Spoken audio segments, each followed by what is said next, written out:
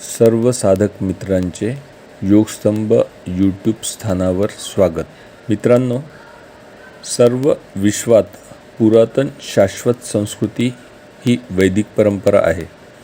या परंपरेत जन्मलेल्या प्रत्येक जीवाला ईश्वरीय अवस्थेशी एकरूप होण्याचा जन्मसिद्ध अधिकार आहे आणि त्या ईश्वरीय अवस्थेशी कसे एकरूप व्हावे याकरिता या परंपरेत सद्गुरूंचे स्थान अनन्यसाधारण आहे. परमपूज्य सद्गुरू साधकाच्या जीवनातील अंधकार नाहीसा करून त्याला ज्ञानमय प्रकाशमार्ग वेळोवेळी दाखवतात. 20व्या शतकात याच वैदिक परंपरेचा ज्ञानमार्ग साधकांना दाखवण्याकरता वेदव्यास अवतार परमपूज्य सद्गुरू काकाजी अर्थात योगीराज मनोहर हरकरे यांनी आम्हा समस्त साधक वर्गाला हाच ज्ञानमार्ग दाखवलेला आहे. याकरिता आम्हा सर्व साधकांकडून शतशः प्रणाम.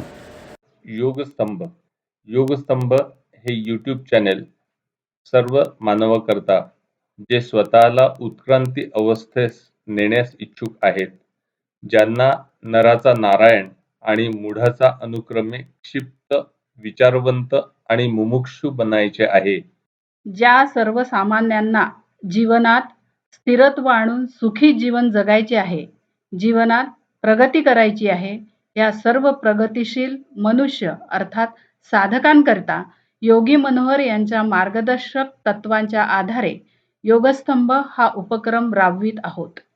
सद्गुरूंनी सांगितल्याप्रमाणे शरीर हे माझे उपकरण असून मी म्हणजे शरीर नाही हे समजण्याकरिता आदर्श जीवन प्रणाली अंगीकारणे आवश्यक आहे. प्रत्येकास प्रगतिशील जीवन जगायचे आहे, जीवनात उत्क्रांत व्हायचे आहे आणि तोच जीवनाचा मूळ उद्देशही आहे.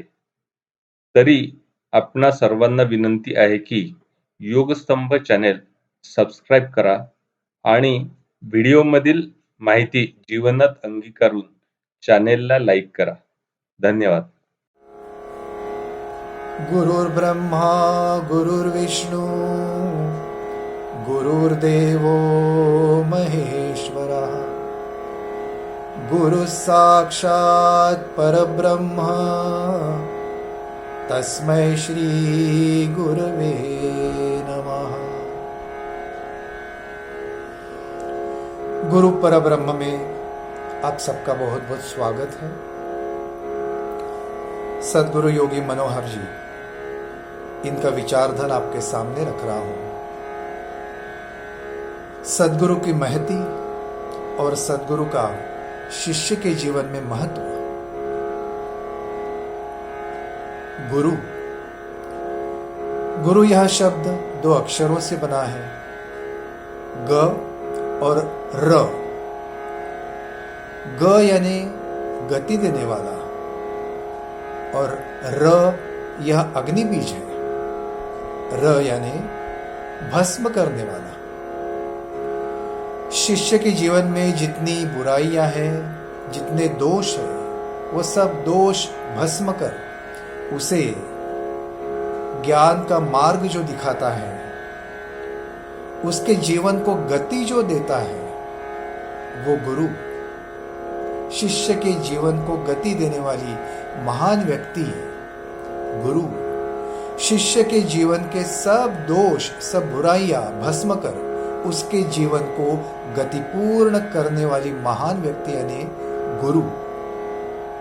और फिर गुरु को सद्गुरु भी कहा गया है. एकम सत्य, बस गुरु ही एक सच्चे है, गुरु ही एक सत्य है, इसलिए गुरु को सद्गुरु भी कहा गया है.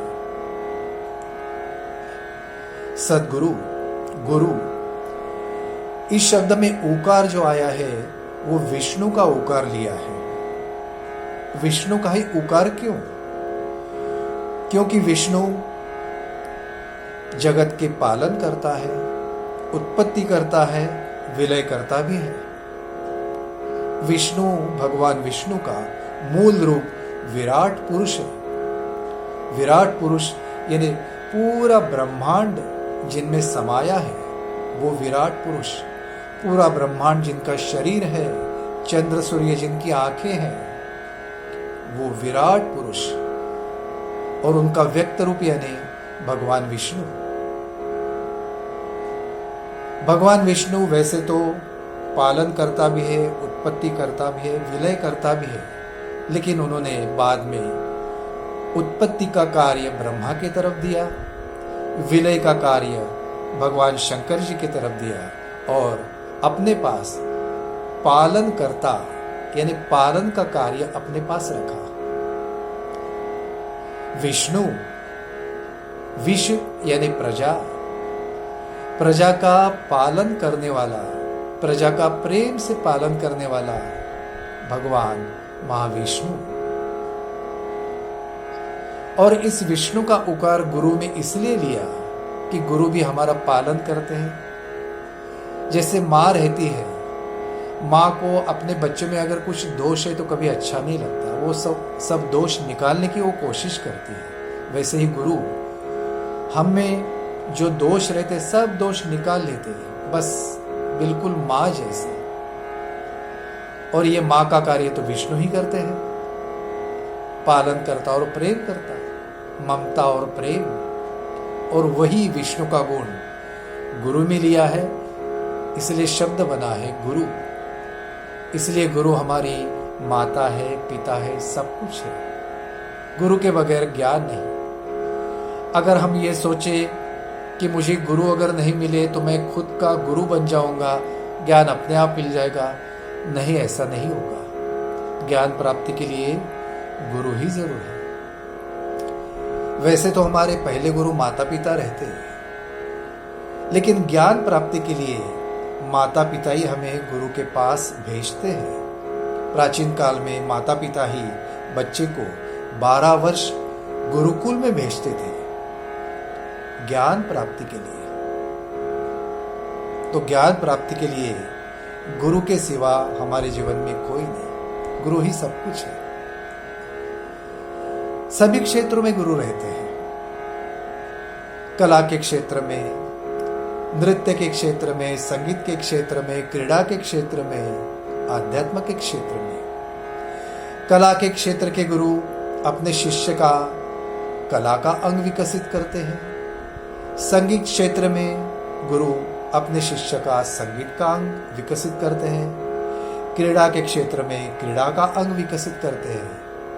लेकिन अध्यात्म के क्षेत्र में सद्गुरु अपने शिष्य का आध्यात्मिक विकास करते हैं और आध्यात्मिक विकास के साथ सभी अंगों का, कला क्षेत्र, क्रीड़ा क्षेत्र, संगीत क्षेत्र, सभी क्षेत्रों का अपने आप विकास हो जाता है शिष्य का। यह है सद्गुरु का कार्य। इसलिए सद्गुरु हमारे जीवन में सबसे महान व्यक्तिमत्व है। गुरु बिना ज्ञान नहीं। और फिर सद्गुरु का महत्व, सद्गुरु की महती संत कबीर जी देखिए कितने सुंदर शब्दों में बताते हैं। गुरु बिन कौन बताए बाट, बड़ा बिकट यम घाट,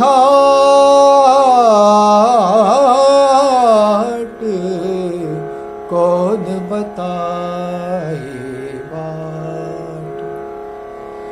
भ्रांति की पहाड़ी नदिया बीच मुँह, अहंकार की लाट। काम क्रोध दो पर्वत ठाढ़े, लोभ चोर संघात, कौन बताए बाट। गुरु बिन कौन बताए बाट। गुरु के बगैर कौन बाट बताएगा जीवन में। काम क्रोध दो पर्वत ठाड़े, काम क्रोध के बड़े बड़े पर्वत है, इन्हें मैं कैसे पार करूं।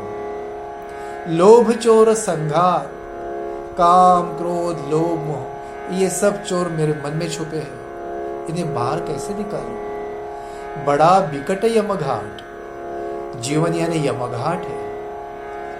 एक भी पैर फिसल गया तो सीधा यम के पास ही जाना है। ये यमघाट में कैसे पार करूं? इसके लिए सदगुरु की मुझे आवश्यकता है। सदगुरु के बगैर मेरे जीवन का यमघाट में कैसे पार करूं? गुरु बिन कौन बताए बाट।